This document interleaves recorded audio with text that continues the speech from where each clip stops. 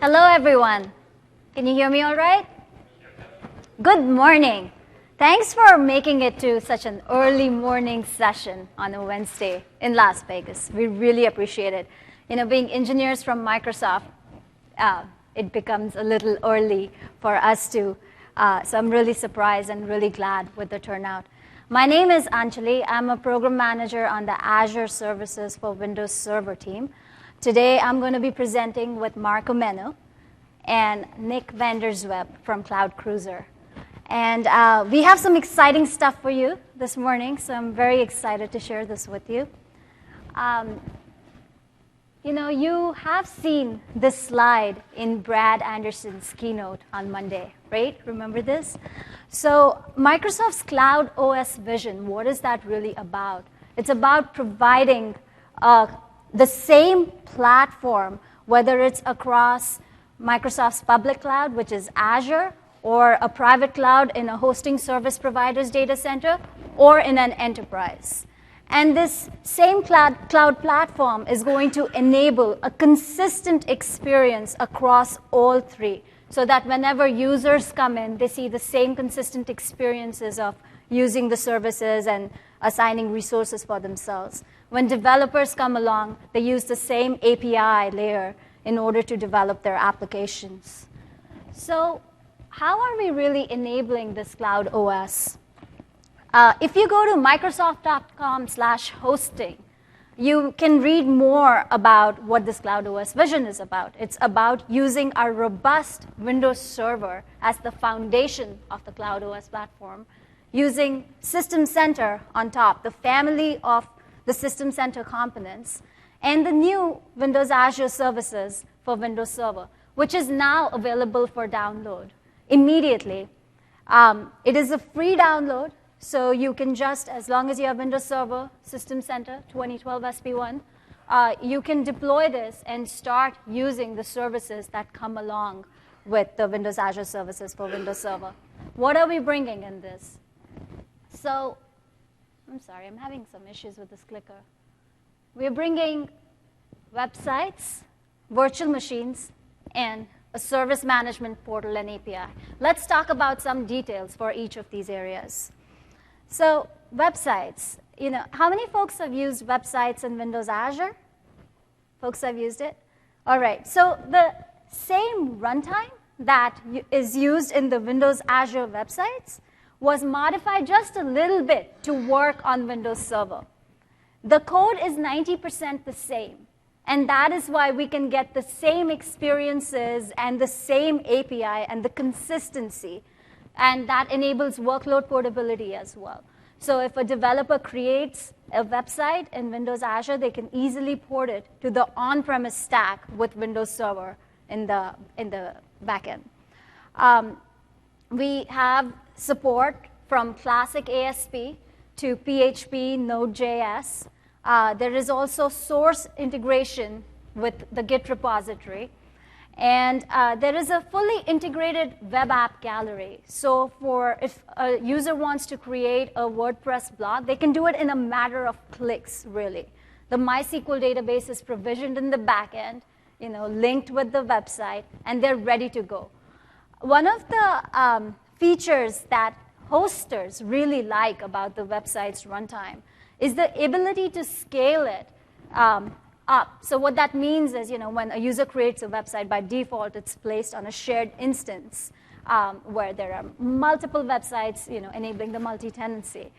And through one click, a user can decide that I actually want to run my website on a dedicated instance.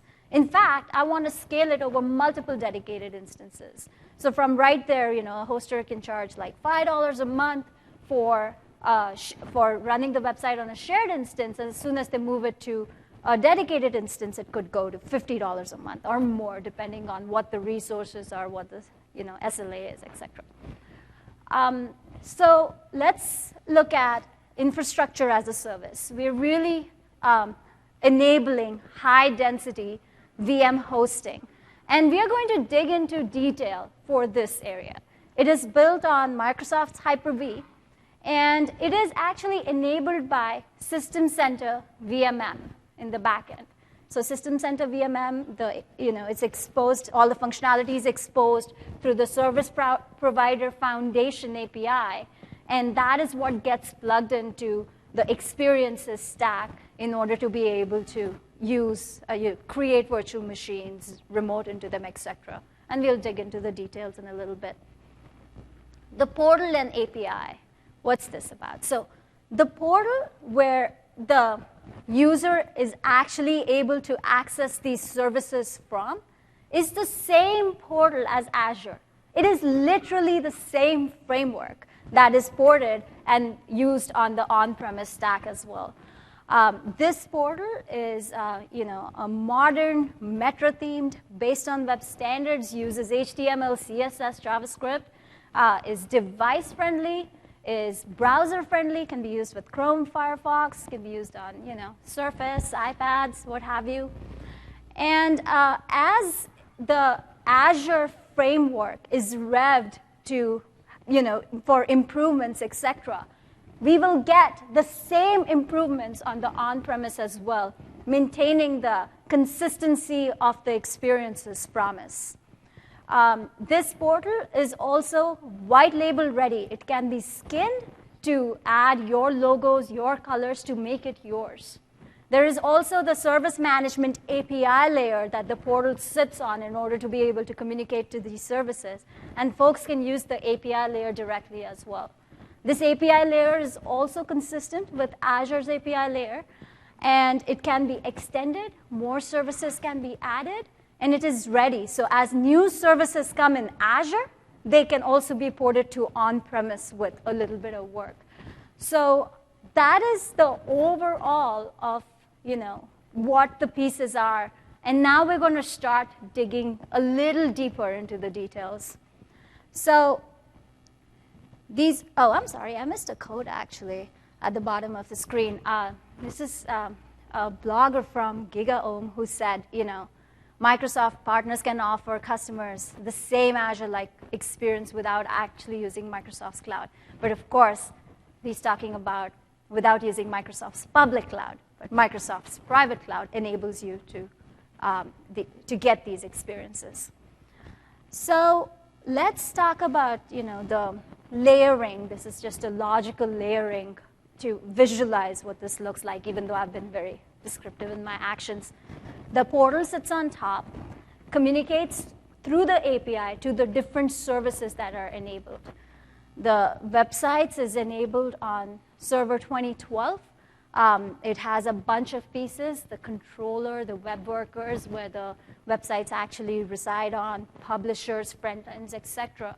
And this can all be deployed through the link that I had shown you before. Virtual machines enabled by System Center 2012 SP1 with the Service Provider Foundation layer on top. And third-party services can plug in. Later on in the session, I will talk about certain folks who have done proof of concepts and also folks who have production-ready solutions, like the demo you're going to see towards the end of the session that folks have done and are available for you to use. Let's take one more layer deeper now. What's really going on?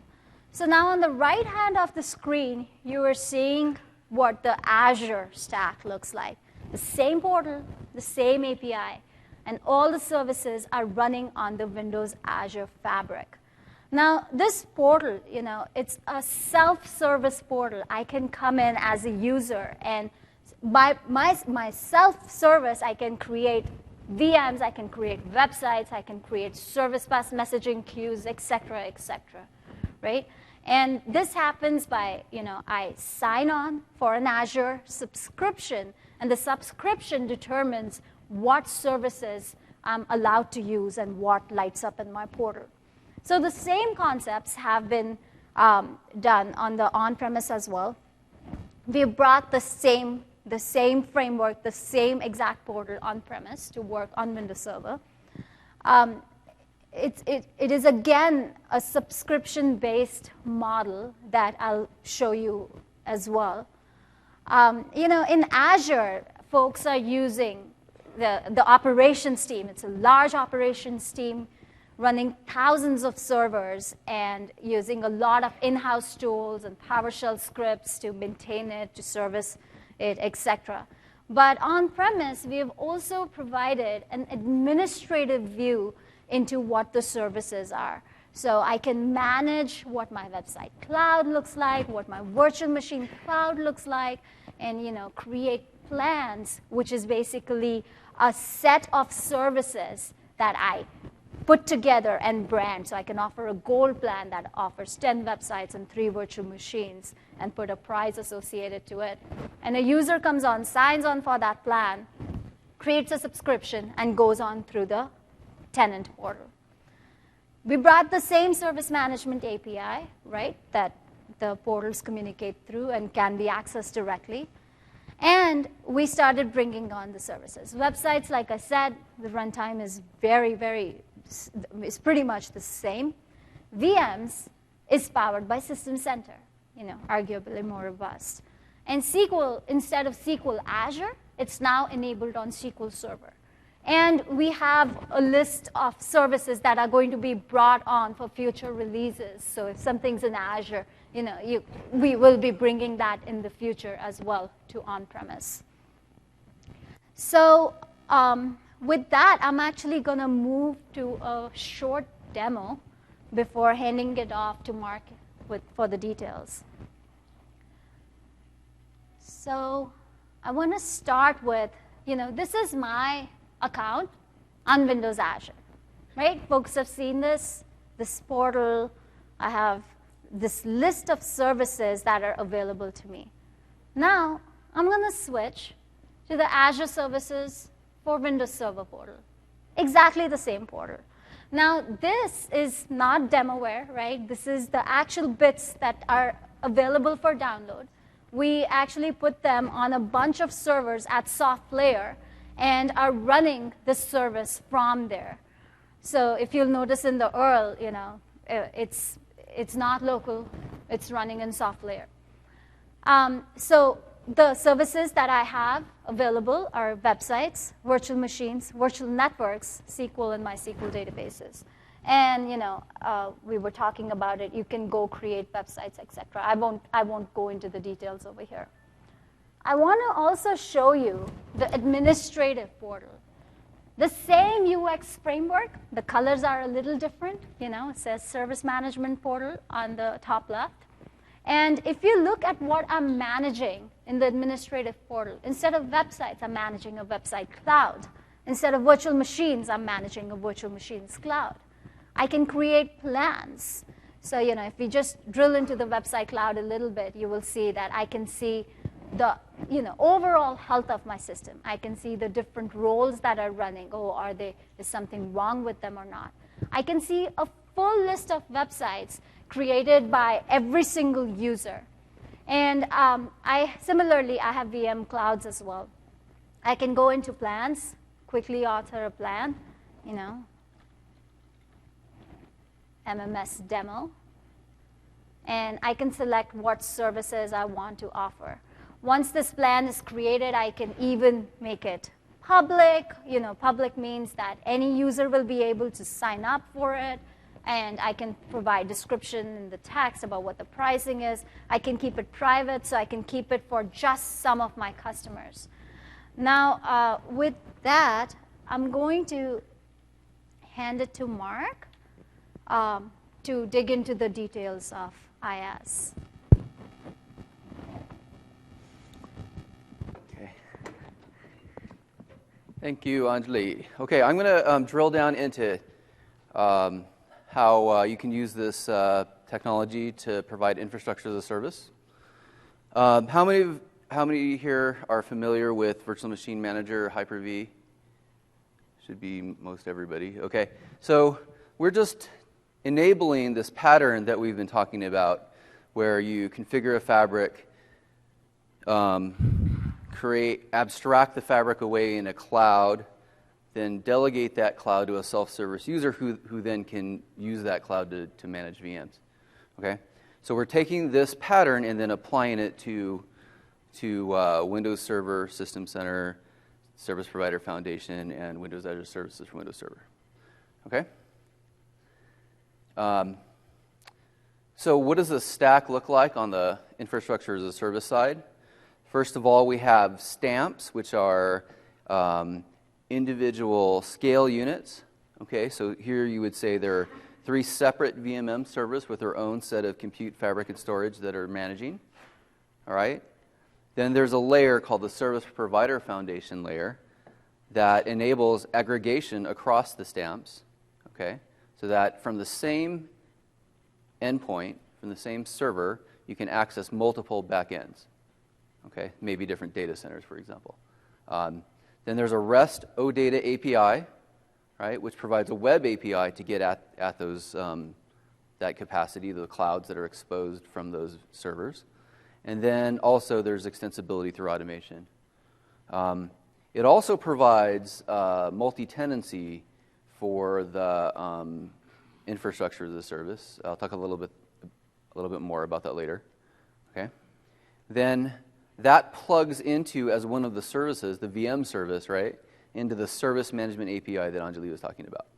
All right, and then you can consume that service either through the API or the portal.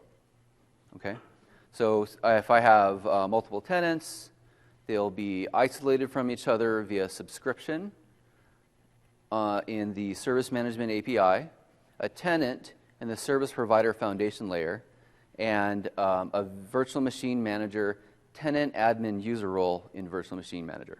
Okay, so a tenant can access their capacity by hitting the browser, using a browser to hit the portal, or going directly against the API by presenting a certificate. Okay, and they would access that through their subscription. All right, so that's the architecture of the infrastructure as a service offering. All right. So a little bit more about Service Provider Foundation. As I mentioned before, it's using OData, which is one of the protocols that a lot of Microsoft services are using, and a lot of teams at Microsoft have started to adopt. So there's most of the new Azure services will be OData compliant in their API. I believe the Exchange team is using this, and some of the other teams, like I think Netflix uses this. So this is a kind of a standardized protocol. Inside of SPF, it's running on server and System Center 2012 SP1, and it offers virtual machines. In the API, you can access VMM service templates and deploy them. And then it also has virtual machine networks and integration with Orchestrator. Okay. Okay, so I just wanted to give a brief overview of the underlying components, but I really want to spend most of the time talking about the infrastructure as a service offering within the Azure services. Okay, so let's start with the admin side. All right, so Anjali had talked about this, but I want to drill down a little bit deeper into some of the pieces of these offers. So the first concept is a resource provider. So a resource provider does what the term describes. So it provides, you use a resource provider to provide resources through a service. Okay, so this would be virtual machines, websites, databases, things like that. Okay, so each one of those is a type of resource. Okay, these are driven via REST APIs. All right, and then they manage and create those resources. Very straightforward. Okay, so each thing that plugs into the service management API is another resource provider. All right, then there's a plan. Okay, a plan, as you saw from Anjali's quick overview, is a collection of these of services from these resource providers. Okay, and then a plan is offered to a tenant. So it's sort of like a service catalog offering. It's not exactly the same thing in the ITIL terms, but it's an offering to a tenant for them to subscribe to. Okay.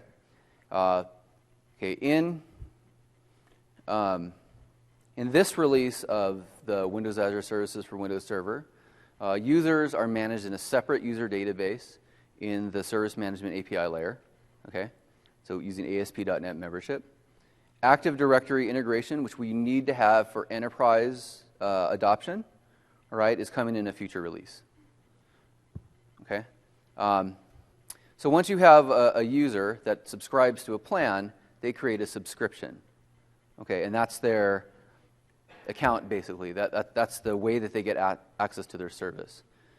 So if you've ever used Azure before, that's how you get access to your billing entity in Azure, for example.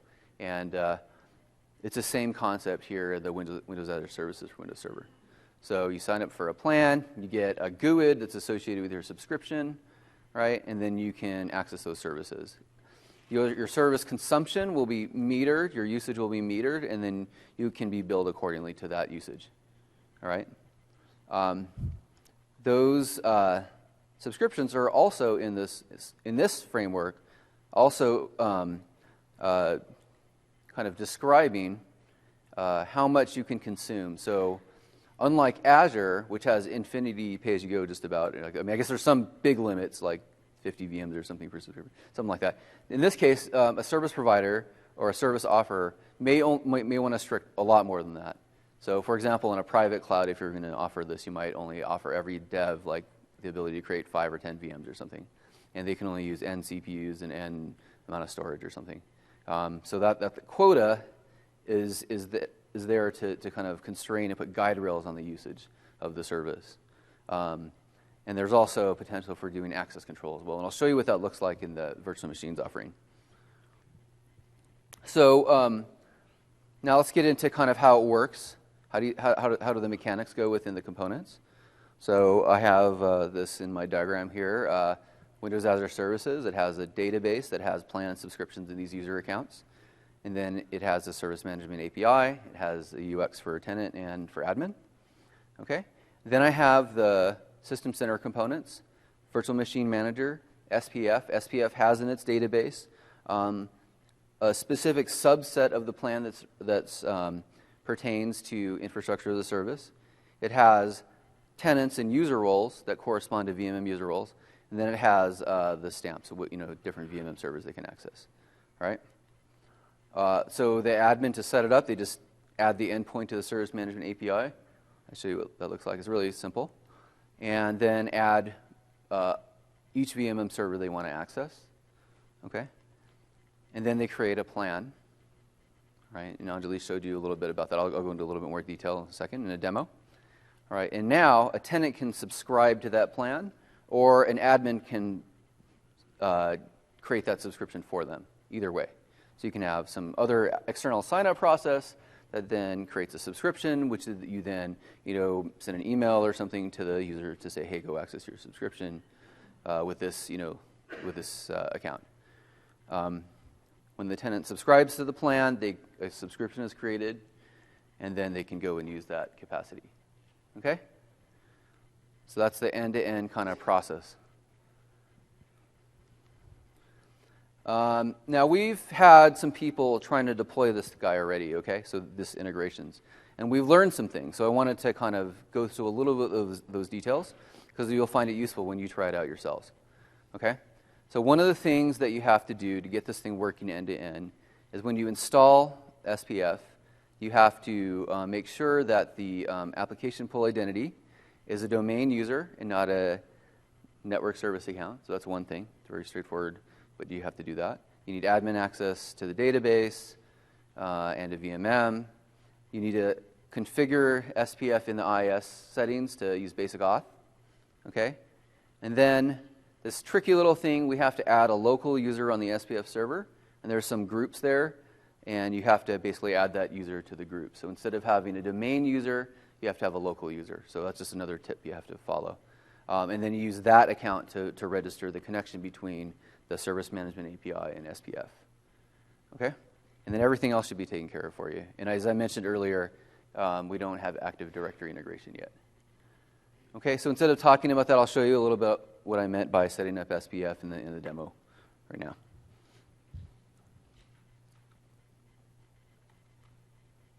Here we go. All right.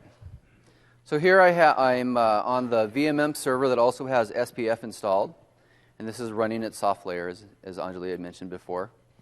So Virtual Machine Manager, I have a few clouds there. I have the Dev and Test Production and Staging Cloud.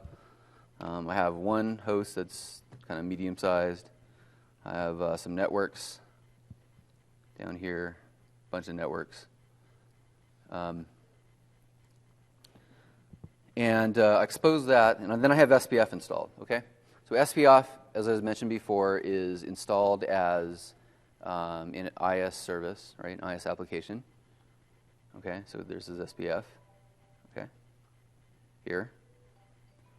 You can see in the application pool, I'm running as a domain user, right, not a network service. I guess I can do this real quick. Down here in the local, see, I made an SPF user, local user there, and then in the groups down here, and there's 3 groups that you need to use for SPF to control access to the front end. And in each one of those groups, I added the SPF user. So that's what I mean by having a local user and local groups, okay? So you just need to do that, or you'll have some issues with connections and you won't know why. Okay. So now let's look at the portal side. So we've gone with the VMM, SPF, and now let's look at the portal. Okay. So this is the admin portal. All right. I'm on the Virtual Machine Cloud or VM Clouds tab, right? And when you'll see a little quick start menu here, right? And it asks you to register an SPF endpoint. And then you can also, the next one will say pick a VMM server. It didn't say that, but that's what it means. And then the last one is there's some usage metering as well, endpoint. Okay, so all you have to do is add the URI for the SPF service and add the local user account that we just looked at. Okay, once you do that, then these clouds will appear, and you can see these are the same clouds that we're running on the VMM server. All right. If I drill into the dev and test cloud, you can see that there's a measure of how much capacity has been used on that cloud. Okay, so if I have the amount of cores, RAM, storage, number of VMs that are available on that cloud. Okay, so I have some measure of how much capacity is available. Okay. Now let me back out of this and go down to plans.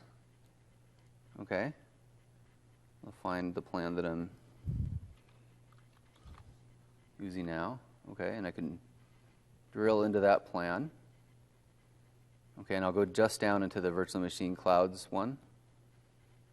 And you can see here, I can pick which VMM server to use and the cloud to use. That's here. So I picked, that's just the name of the VM server that I picked. And then the cloud is the dev and test cloud. Down here, as I was mentioning, you can set quotas, which are the same quotas on a user role in VMM. Okay, this is just number of VMs, number of cores, how much RAM, how much storage that user role can use. So in this case, I limited it to 5 VMs, 20 cores, etc. Okay, you can choose what templates are available. So in this case, I have just a Windows Server 2012 template, VM template. You can pick allowed hardware configurations, which are the hardware profiles in VMM, and then what networks, and then allowed permissions, okay? So that's how I set up a plan, and then I offer that plan to a tenant, and when they subscribe to it, they get a user role with that configuration.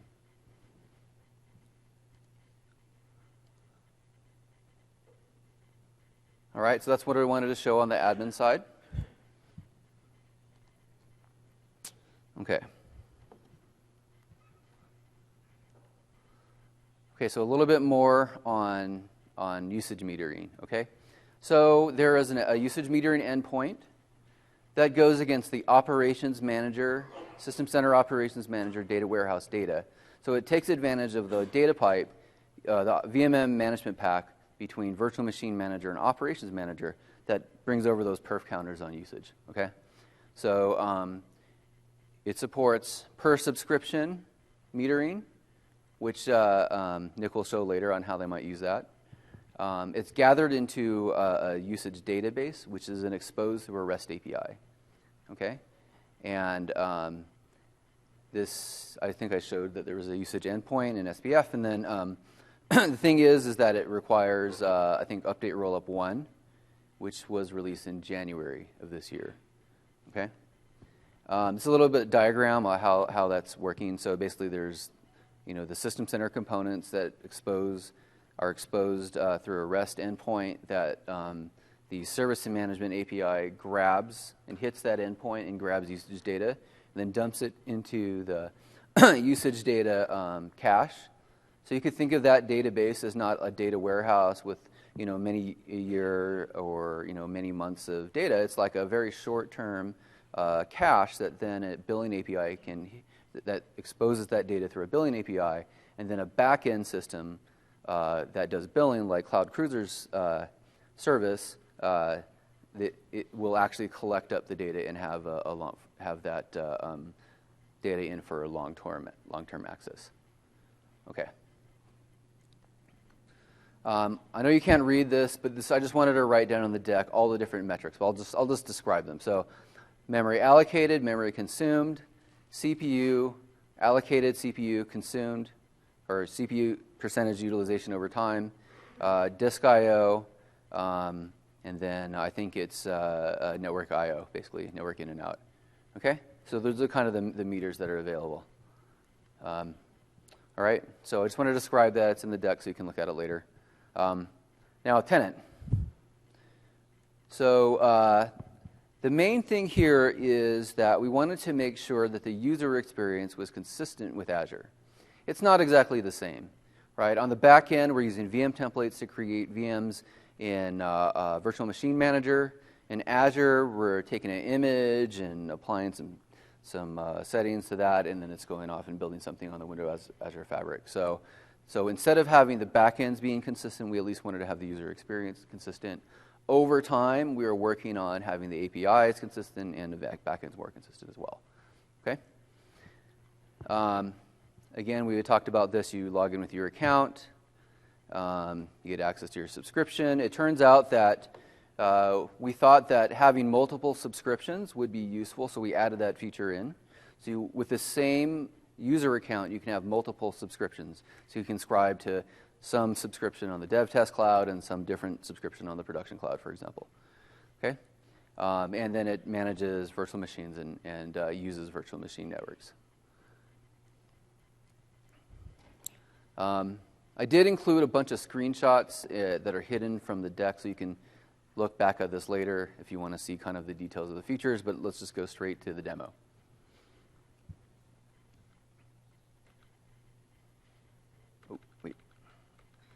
This one.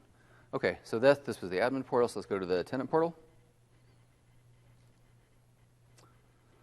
All right, so Anjali already showed the tour of this, so I'll just go straight to virtual machines.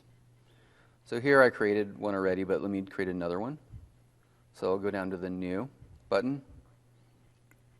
There's a quick create option, right, where I just supply a VM name and password, and it creates a VM, but I'll take a little bit longer route, and I'll go through the custom create process.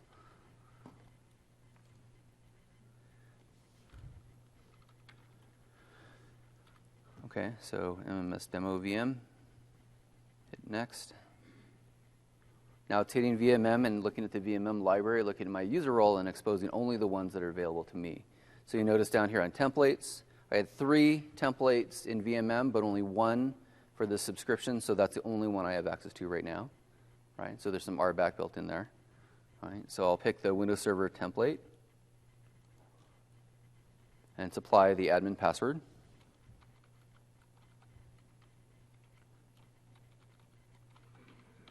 Product key is optional, so I'll skip that. Then all I have to do is pick a VM network that's accessible to me, and I hit go, and it creates starting to create a VM. Instead of waiting for a few minutes for the VM to be created, we can go in and drill down and look at the details of one that I've already done. Okay, so there's this one called Mark U VM. I'll just go into that one.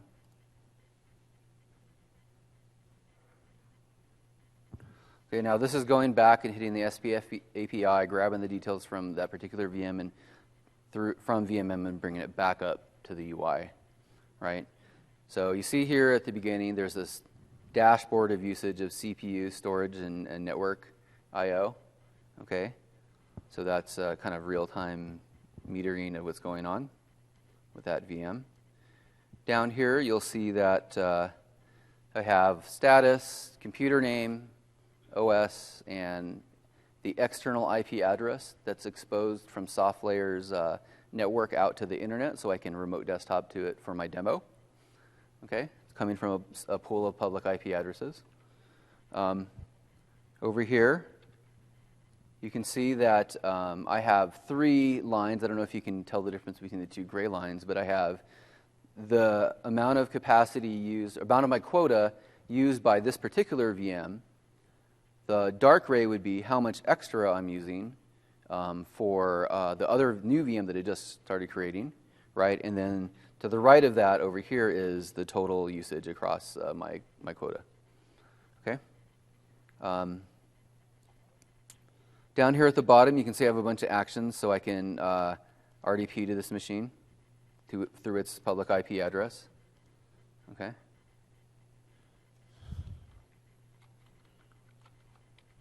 So this is a similar mechanism to how it works with Azure. Okay. So I can get into that box that way. Right. I can pause it. I can shut it down. I can stop it. So let me just stop it. So it'll take a second to stop it.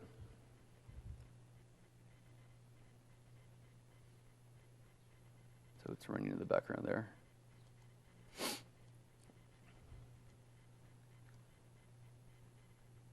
Okay, so now it's stopped. So you can see down here the buttons changed, and now I have a start button.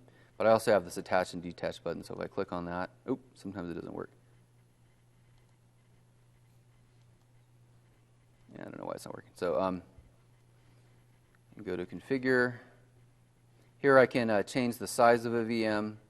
So I have it stopped, and now I can only change it to one of the hardware profiles at configuration. So I can go to the minimal or the large. Okay. So those are the only ones I have available. So you can kind of control and standardize the sizes of the VMs, either through the VM template or through the hardware profile. Let's see. Right. So that's not working. Okay. So that's pretty much the things that are available for managing the VM as a tenant. All of this functionality, plus more, are exposed through the REST API layer as well. So the tenant can just upload their certificate that they can access, and they can access that through a REST API or PowerShell commandlets even. And I don't have a demo of that right now. Okay. All right, with that, I'm going to turn it back over to Anjali.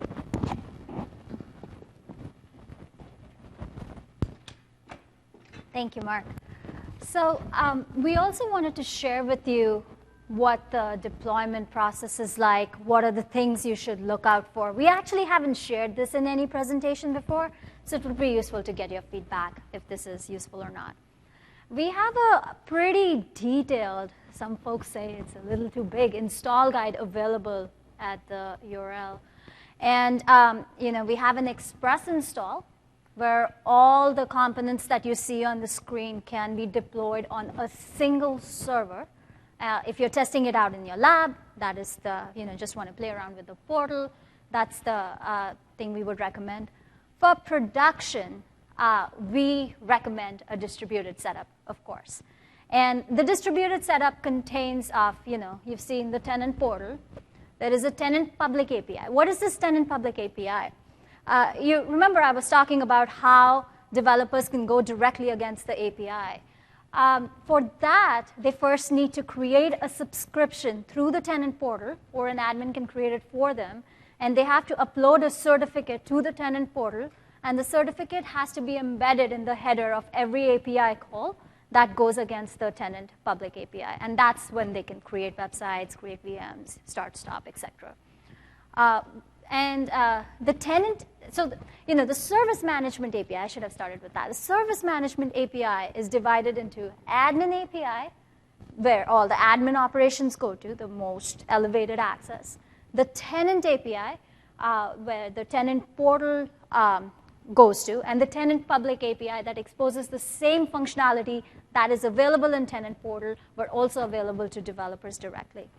We recommend that you put the tenant portal and tenant public API on internet facing and the rest of it behind the firewall. We also recommend that you have a separate SQL Server instance for all the configuration databases that are required for Azure services for Windows Server. For high availability, we have seen that in our tests that tenant portal is typically the bottleneck. So we recommend you put it behind a hardware load balancer. You can use Windows NLP as well.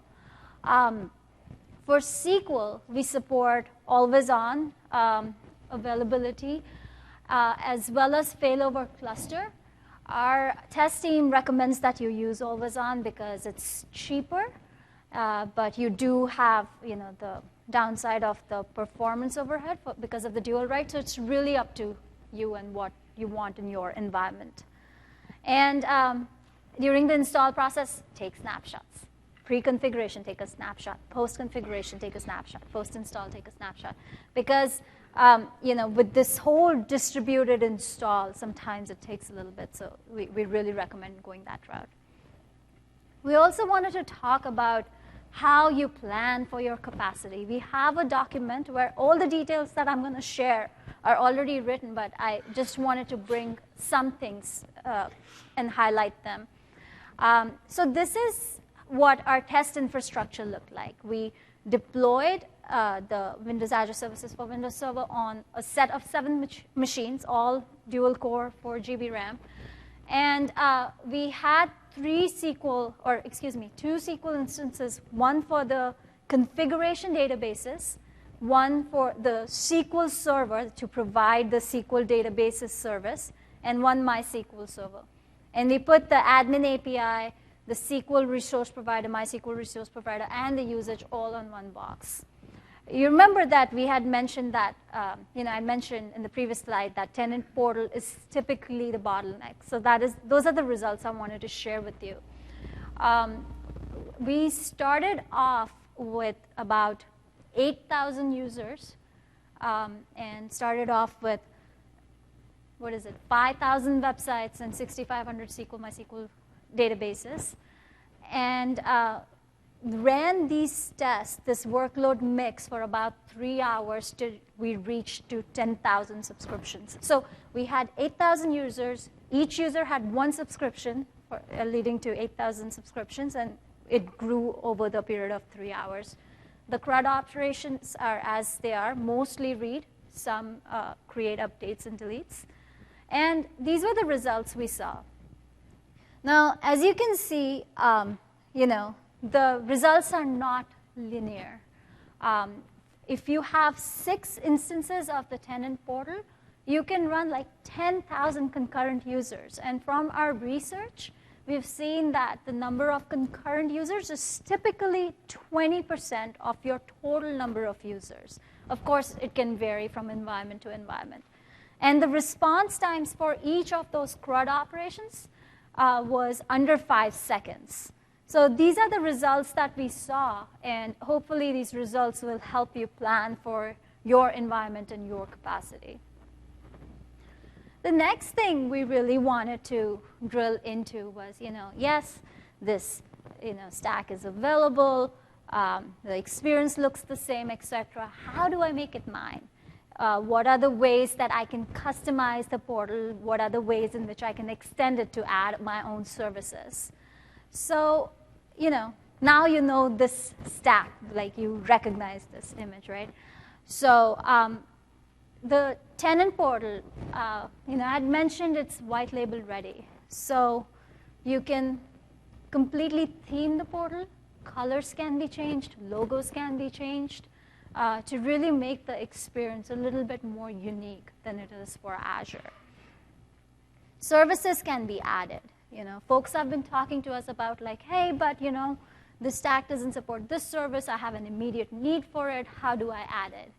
So Aprenda does PaaS, and they actually did a proof of concept with us where they enabled an experience on the tenant side, an experience on the administrator side, and they did a REST API wrapper around their current service and registered it with the service management API, and the experiences lit up in the admin and tenant portals. And we'll talk a little more about this and exactly how you can do it for your services. Of course, you could theme the portal. You can also completely replace the portal and call the API directly through your control panel. Parallels did a proof of concept with us as well, where they had the ability for a user to come sign in into the parallel sign up. That was separate. But they could sign up for a plan that was offered by Azure services, and they could also go create a website. So that proof of concept was also done to see if this worked. And finally, was arguably one of the most important things is usage. Mark talked about how there is a usage database, as part of the service management API, and we expose usage and a usage endpoint in order to provide previous data for plans and subscriptions, like all the plans and subscriptions, and also ongoing data, the metered data, to billing and chargeback systems. And we have a sample for Zora, and Cloud Cruiser has actually taken it to the next level of, and that's the demo you're going to see later. Now, all of this, the samples, the APIs, etc., on how you can enable this for yourself are available on the Download Center. We're going to dig into the details of each of what's available right now. So custom themes, This is the sample theming kit that's available. Can you guys see the screen? If there is a white background here. The background has been replaced. From the demo, you saw that the portals were blue in color. The colors have been changed to make it gray. And the step wizard has been changed to make it green. This sample is actually available for download. And just a set of images and CSS that you can change for yourself and apply it and see what that looks like. Instead of service management portal, there is a banner for Contoso. So this is like Contoso's offering of their version of Azure services for Windows Server. Next, we'll go to custom portals. These are some of the screenshots from the proof of concept that Parallels had done. And here are a couple of examples of how you can create a blank website. What are the API calls you really need to make? So you create a user subscription. The user subscription has to be created against the admin API endpoint. So if you see on here, the HTTP post call is going against the admin endpoint, and you are providing a user's email address and the plan that they want to offer for, they want to sign up for. And this will go create a subscription for the user. Once the subscription is created, this subscription can be used to create a blank website. Now, to create a blank website, we go against the tenant API endpoint, provide the subscription ID, provide the service that you want to go against. So in this case, this is web spaces, and provide the name of the website. Say that it does not have to be linked to any SQL or MySQL databases. Those parameters are not in here, and a blank website will be created. So similar examples on how you can create a WordPress app, how you can create VMs, all of this is available in the API doc that's available for download. Let's look at the add-on services. I mentioned that Aprenda had done a proof of concept. In this download pack, we actually have a sample of how website domains can be bought through GoDaddy. Now, GoDaddy's business, I can go buy a website domain name. What they also do is provide reseller APIs for other hosters to be able to go buy the domain names from GoDaddy. And that's exactly what this extension is about. So for this extension, here are a couple of screenshots. This is, on the admin side, there is a website domain extension where, you link it to the backend from where you're buying the domain names from the GoDaddy backend.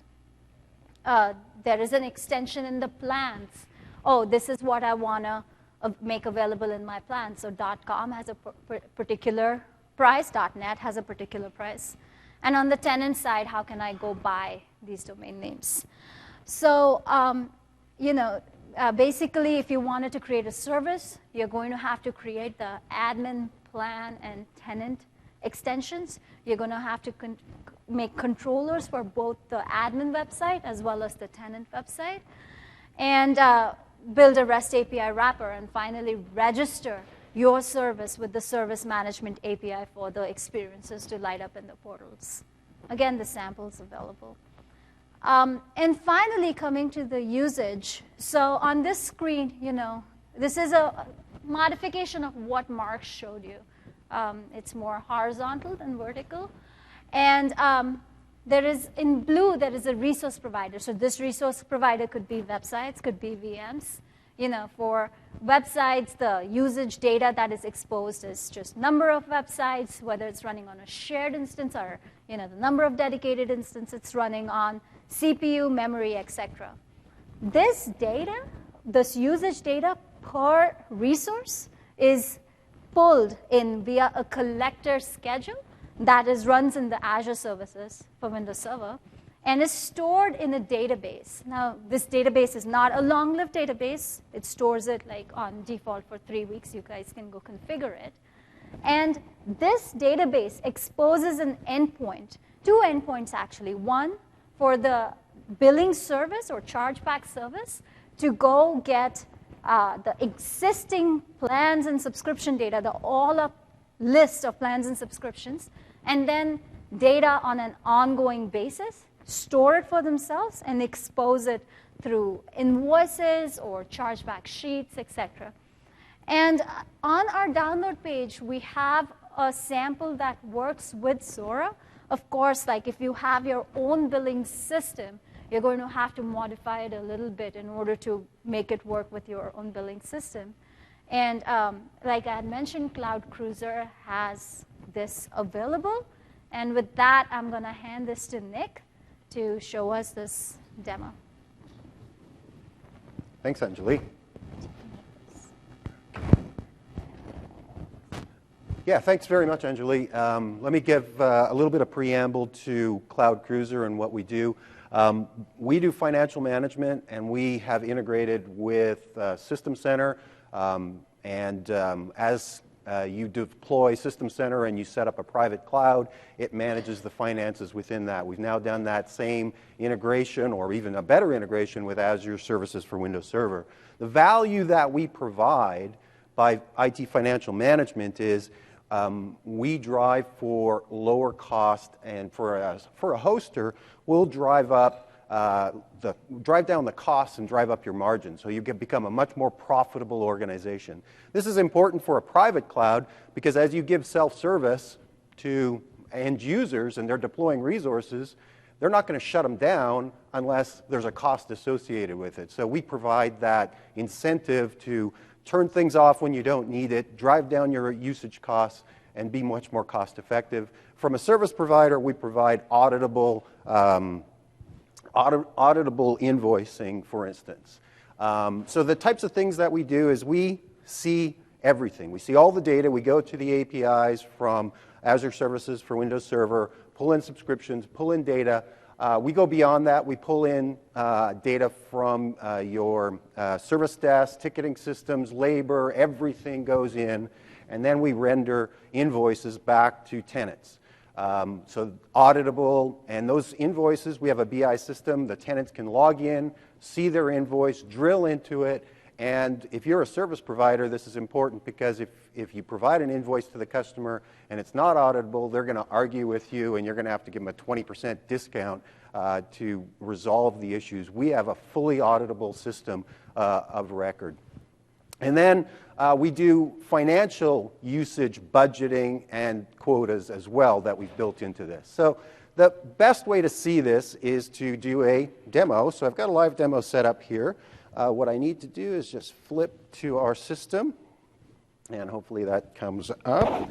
And I'll just log in. And what we are doing here is we have a Azure Services for Windows system set up. We are, imagine if you would, we are a hoster, a service provider, and we have a whole set of tenants, a whole set of clients.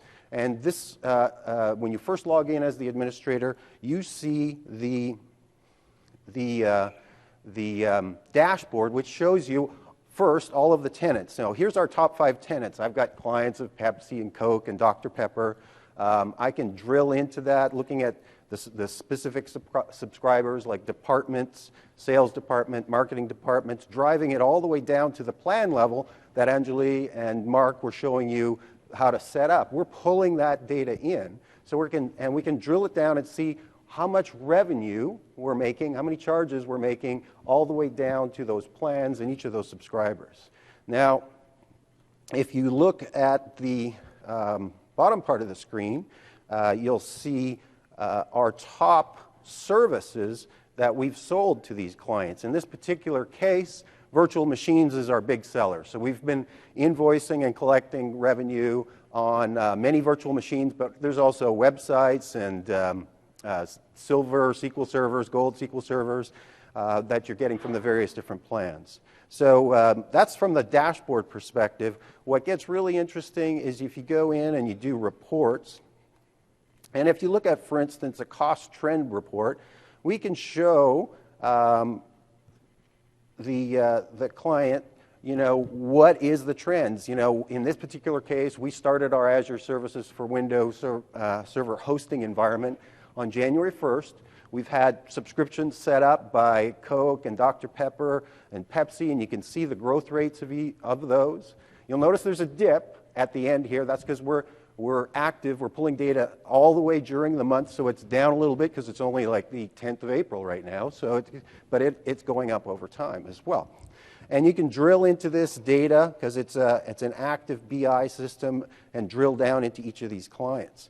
The client has the ability to log in and see their invoice that they can get either by email or they can log in and they can look at that invoice. And as you can see here, we've got the websites and SQL servers and how many you have, how many hours they've been running. So we've got all that accurate data. And you have the ability to charge for this any way you want, per hour, based on network usage, etc. So there's heavy functionality. What is really exciting for a service provider is we actually can, because we look at all of your costs and we're pulling in data, labor costs. You may be not charging those to the end customer, but that's a cost side of on your P&L statement. We're tracking your costs as well as the revenue that you're charging to the customers, so you can see the profitability that you have on a per client basis to make sure that you've got a healthy business. And you can even drive that down and look and drill into the different subscribers within each company and look at their usage and look at your profitability. Now, if you're not getting the profitability that you want, it's very easy to go into cost management, select, for instance, your SQL servers. And in this particular case, maybe we're seeing that we're not getting enough activity with SQL Server. People are not using it. So we're going to put in a promotion. We're going to tier some pricing. And what we'll do is we're going to have one free and then normal pricing. And the one free is obviously $0 per day, and the normal pricing is going to be, $3 per day. And it's very easy to do that. It does a lot of demand shaping for you so that all of your clients or a set of clients, you get them to try out SQL Server because you get the first one for free. Then beyond that, that's where they start paying. So you can use that in many different ways to do different demand shaping within this as well. Very, very flexible. And I can set that up to happen at a specific date in the future and end at a specific date as well. So quite powerful. As I mentioned, we can pull data from many, many different sources, labor, facilities, power, cooling, so that you've got a complete P&L and charge for your services as IT pros to add services to those customers as well. So with that, that's what I have for my live demo, but I wanted to describe how we tie in. We've got a very tight integration into Azure services for Windows Server and System Center with those REST APIs, pulling subscriber data. It's a very simple setup. You just need a single VM. It takes you 10 minutes to install our product, and it starts instrumenting Azure services for Windows Server right away. The trick is you got to decide what are you going to charge for your VMs, for your SQL Server. That's what's going to take you the time, is to think about your business as opposed to thinking about the technology. And it's very extensible as well. We can tie into general ledger systems so that if you're an enterprise, we're doing transactions against various different budgets, or we can tie straight into a credit card fulfillment agency to do debits and credits. So that would be an interface that we have as an extensible addition. So that kind of gives you an idea of our integration and value add for Azure services for Windows Server. We think the strategy that Microsoft is putting forward today, having a consistent feel for Azure public cloud and from a Azure services for Windows hoster, making that the same, is really going to accelerate cloud deployments both in the enterprise and service providers, and we're there to help you and help Microsoft in this whole space. So with that, I'm going to pass it back to Mark. That was good. Oh, thanks. Right, so we're just wrapping up now. So let me summarize what you've seen. So you've seen Microsoft taking the technology that we've, and the experiences that we've gotten by running our own large-scale service for infrastructure as a service and for PaaS, right? Brought that on-premise, have it run on Windows Server, and made that available for hosting service providers in this version and enterprises in future, right? And this should give you a good. I lost my slide. A good idea of what will be available from us going forward. Okay. You can download the bits for Windows Azure Services for Windows Server from the Microsoft.com/hosting/en/us/services.aspx website. I had it up there in my slide, but it's not there anymore. It's actually an Anjali's slide too at the beginning. You just try out System Center 2012 SP1 with Virtual Machine Manager and Service Provider Foundation and Windows Server 2012. So I think that's all we have. So I'll be happy to take questions. We have a little bit of extra time right now. If you don't want to go up to the mic and do it now, we can end and we can come up to the stage if you have anything. Does anybody have any questions? Yeah. So in this version, the version that we made available for general availability in January doesn't have Active Directory integration, but that's something that's going to come in the next version. So I'd say stay tuned for some announcements in Tech Ed.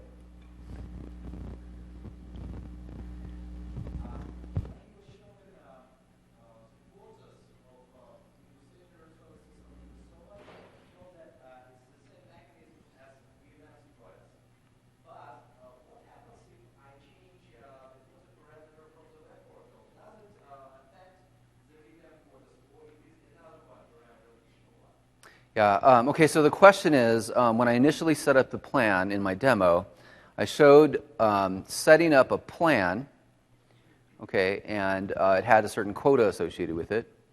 And that created a user role in VMM that had those settings. So I think the question was, say I go back to the plan in the admin portal and I change the settings, what happens to the existing user roles?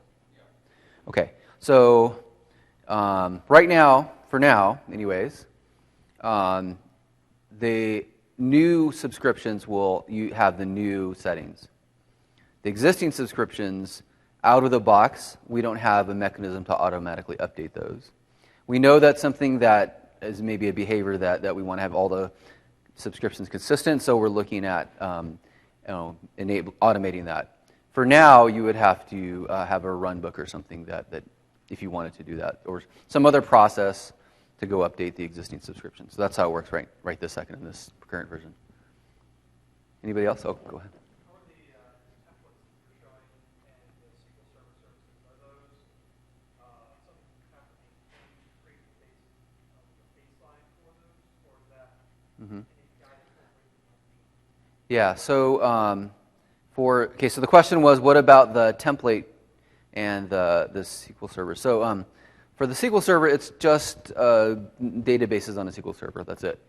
Okay, so there's no configurations, pre-configured stuff besides that. It's not a true database as a service thing. Okay, for the VM templates are created in Virtual Machine Manager.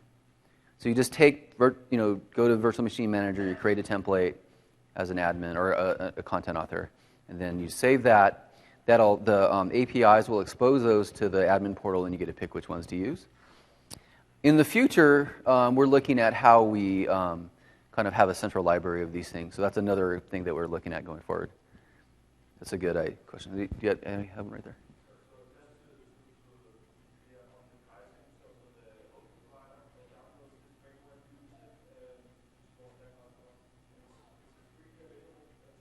Yeah, so the question is how much does this thing cost? So this thing is free. So, to use the virtual machine part, you need, System Center licenses. You need SPLA as a hosting provider, for example. So.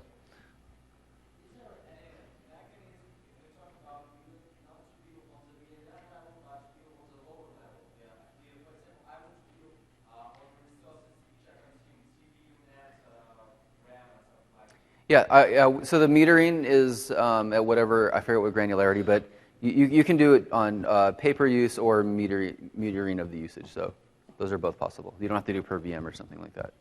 Yeah. Yeah. Do you track the actual usage of the Microsoft license in service provider license agreement, especially in the scope of shared systems? So the question is, do we track Microsoft licenses like SPLA agreements and such? We actually have a service provider we're doing SPLA license management for. So as we install, we can see software, and we do a report for them so that they can do reporting back to Microsoft on a monthly basis for their SPLA agreements. Anybody else over here? Oh, go ahead. So the question is, will there be ITSM or Service Manager-like integration? That's something that we're looking at. I don't. Right now, we don't have plans, so it would be great to get your feedback, like on how would you want to use it, maybe offline. But that's a good one, especially when we get down to enterprises.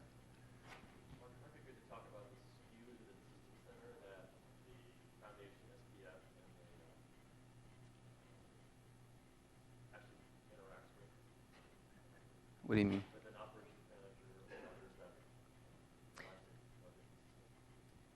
Are you talking about other components?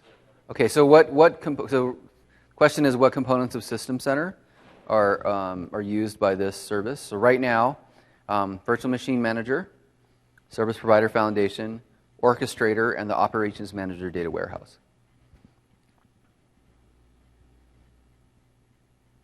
Anybody else? We can take questions offline. So thanks a lot, everybody.